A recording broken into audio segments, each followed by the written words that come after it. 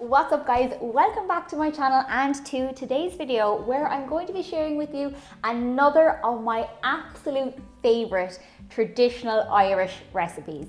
This lovely loaf that you see here is Báirín Brack, Irish tea bread or barmbrack. As Gaeilge, Báirín Brack means speckled bread and it gets its name because of the speckled appearance of the fruit throughout the bread.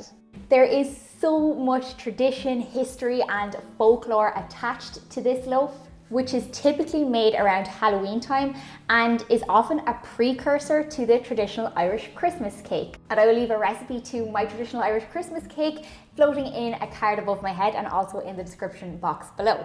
So in Ireland, the tradition has been to add things to your bread. For example, the most common one is to add a ring to your loaf wrapped up in a bit of parchment paper, and the person who gets the ring is said to marry within the year. But adding a coin to represent wealth or cloth to represent poverty has fallen away a lot and out of practice in recent years. So now we are left with the tradition of the ring. And in a lot of shop bought bracks, you will have that Báirín Brack ring that everybody will fight over. I really hope that you enjoy making this deliciously rich and decadent fruity Báirín Brack Irish tea cake, barmbrack, whatever you want to call it. And if you do like the video, please don't forget to give it a big thumbs up. Please don't forget to hit subscribe so that you don't miss any more of my videos. And let's get into today's recipe. Okay guys, so starting off straight away, I have 250 grams of raisins and 250 grams of sultanas in a bowl. And this is on day one of your preparation for your brack. You can also see that I have some small pieces of mixed peel here. That's completely optional. You don't have to include it and it wouldn't be part of a traditional recipe. But all I have done is I have stewed some really hot, strong tea in a pot.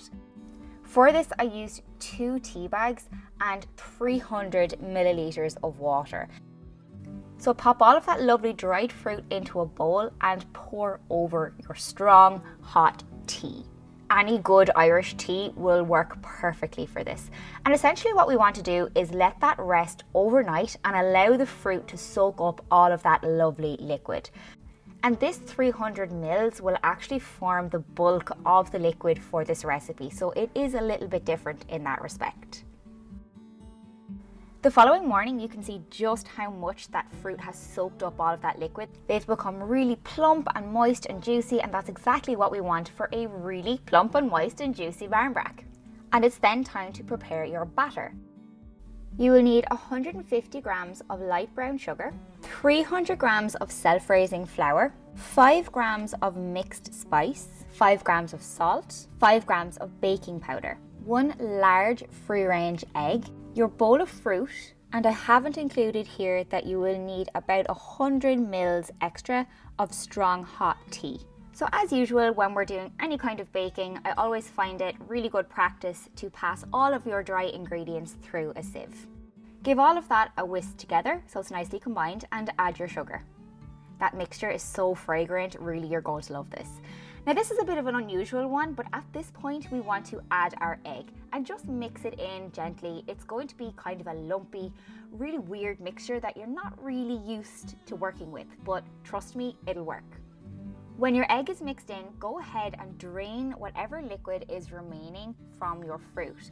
So that fruit won't have overnight soaked up all of that liquid, so you will have a little bit left. And what we want to do is create a nice smooth batter that drops off your spoon.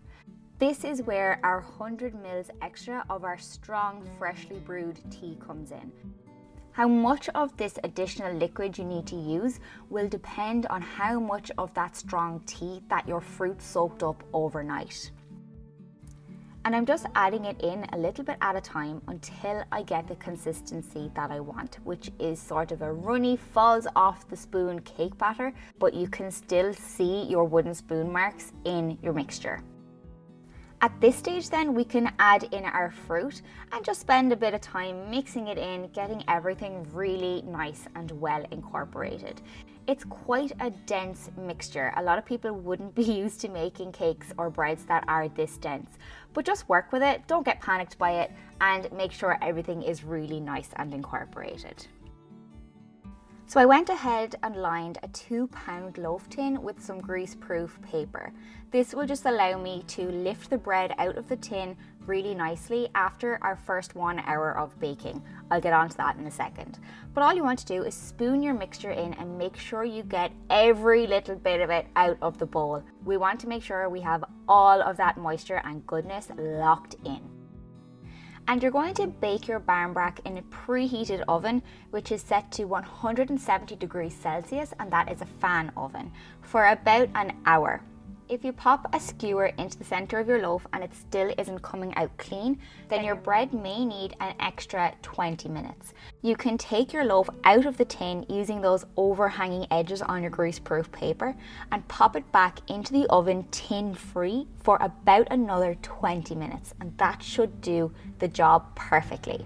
There is a little bit of watching to do on this loaf, so if you notice over the hour it's becoming too brown, pop a sheet of foil over the top of the loaf and this will prevent it from browning too much. Look how absolutely amazing that looks. I cannot wait to dig into this loaf. It is so fruity, so decadent, so delicious.